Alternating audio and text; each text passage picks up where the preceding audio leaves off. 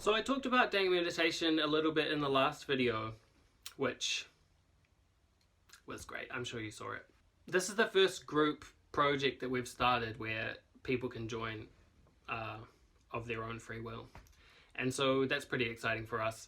A big part of the whirlpool purpose, or, like one of the fundamental pillars of whirlpool is about community and using community as a way to share and grow and expand your perspective or your worldview and get support for the things that you're coming up against.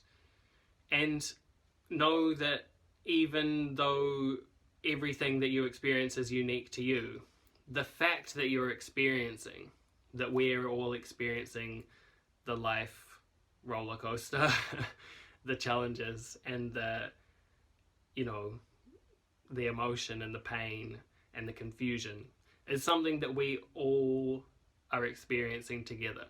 And so although your experience might not be exactly the same as mine, it would be weird if it was,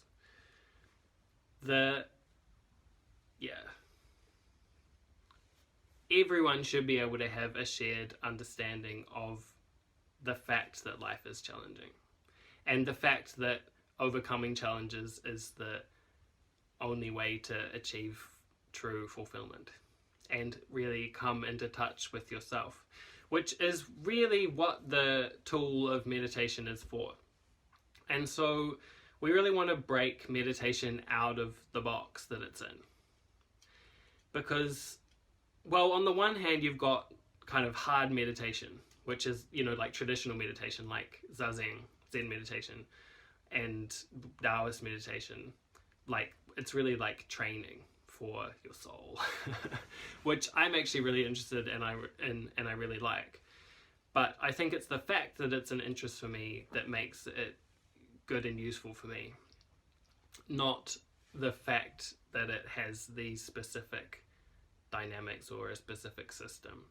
Because whatever system you look at, you're going to see people who have achieved a really high level of self-actualization through that system. So you can't really say that it's the specific system that makes it work.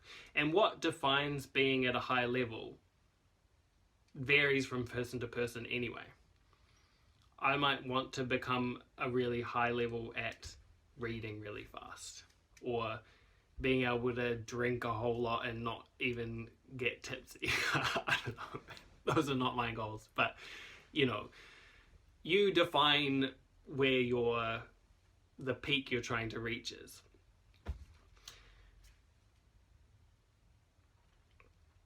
But on the other hand, you've got this kind of new age guided meditation, kind of like easy love yourself meditation, which I don't think is bad either. Like, especially when I was having like a really rough time with my health and my mental health, some of that positive thinking stuff just really did it for me sometimes. It's like, oh, they're saying words that are about really caring about yourself.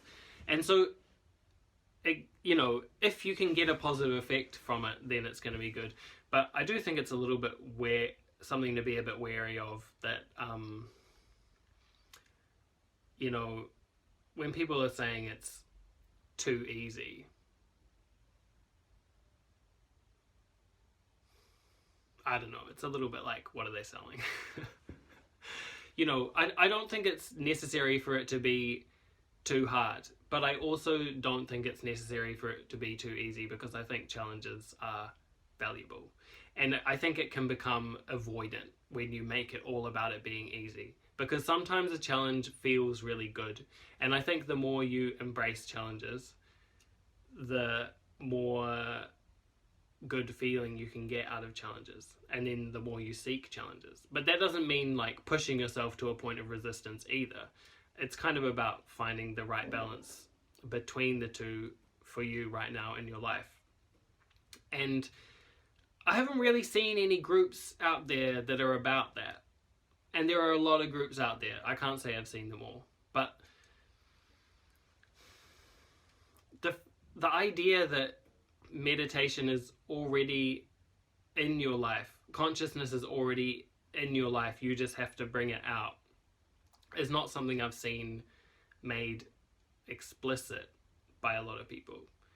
Mostly because it's easier to promote a specific system than it is to promote you taking full accountability and responsibility over your life and the dynamics that make your life up. And to be frank, it's not something a lot of people are there for. Most people don't want to have full accountability over their life. And I think if you look around the world, you'll see the results of that attitude coming out.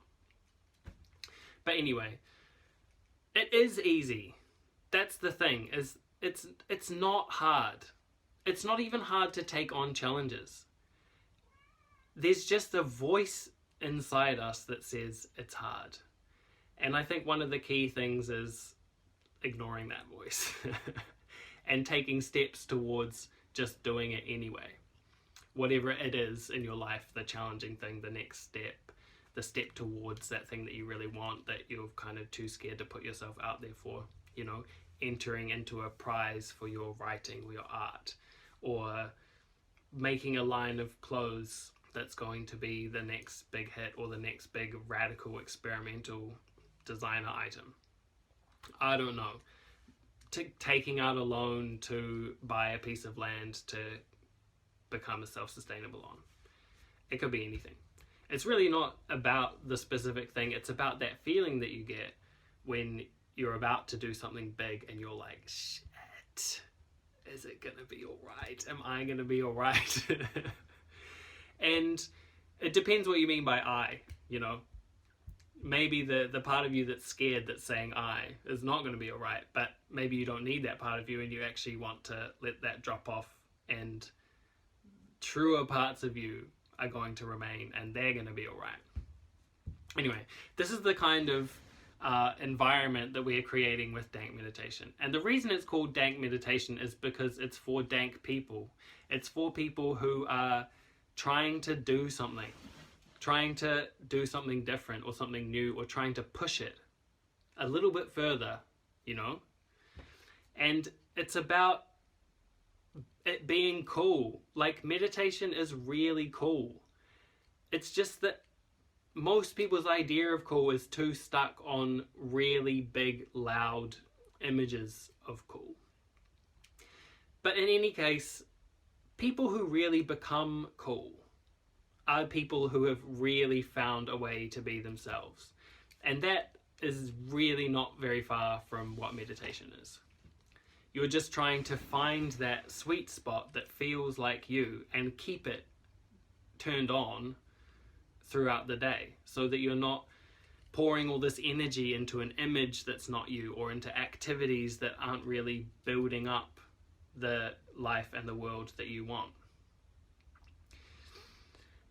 Yeah, so we're going to have guided sessions, interactive guided sessions every week, roughly.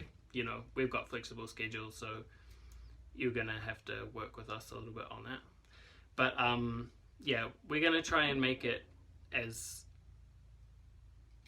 flexible as possible so that we can make the timing so that people can come.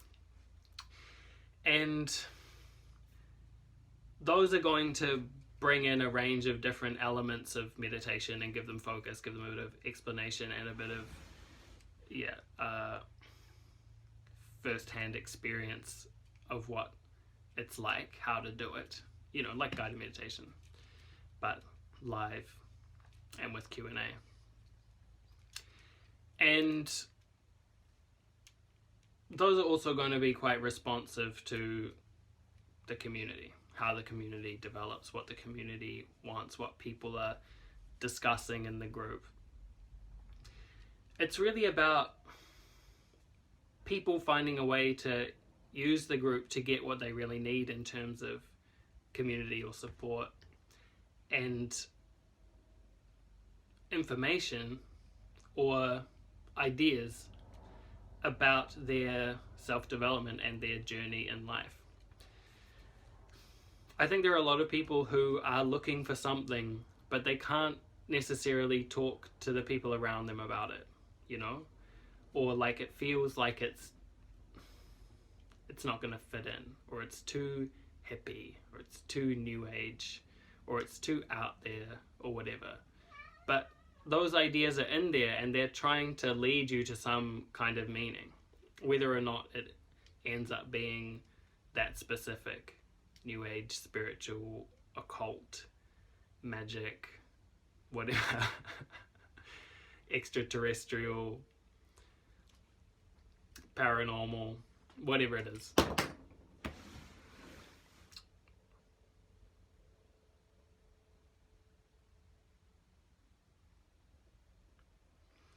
So it's a place where people who are looking for all different things can come to share the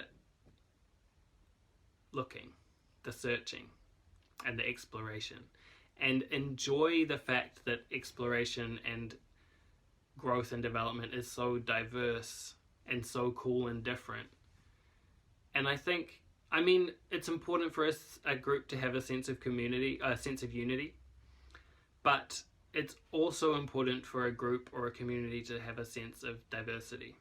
Because if you don't have different, even radically different views from your own, then your growth is limited in a way, because you're only viewing things through a certain lens. So, yeah. And one more thing I want to say about it is that the group is not on Facebook. You know, the project and the service that we're bringing into this Dank Meditation, it's not on the internet. It's not on Facebook. It's in you. The exploration is happening in your mind and in your consciousness and your view of the world. And it's you taking that view into your life that makes it real. So it's important that you use the space to trigger new ideas, new possibilities, new inspiration, new motivation for those really important things that you're trying to achieve in your life right now and in the next 5 or 10 years or in your lifetime. But not get sucked into the virtual media element of it. You know, use it for your accountability and the sense of regularity and the sense of, I don't know, structure. But always be bringing that into your life and seeing how it's going to contribute new value to your life, because ultimately your life is the only thing that really exists. So if you're putting energy into something outside of those real core values, the things in your life that represent and embody your core values, then it's not really going anywhere. It's flying away. So on that note, everyone is so welcome to join Dank Meditation.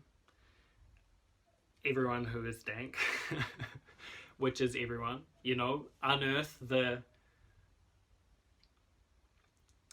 I don't know, the beast trying to come out, you know, unearth that kind of, that deep, dark or light expression and potential that's trying to come out of you but doesn't have an avenue to come out in the world. Yeah, welcome any comments in the comment section. Like, share and subscribe, and follow us on Instagram, because we're going to be posting more kind of accessible and quick, you know, quick access resources on Instagram as well. And yes, I hope to see you. Hope to see you soon.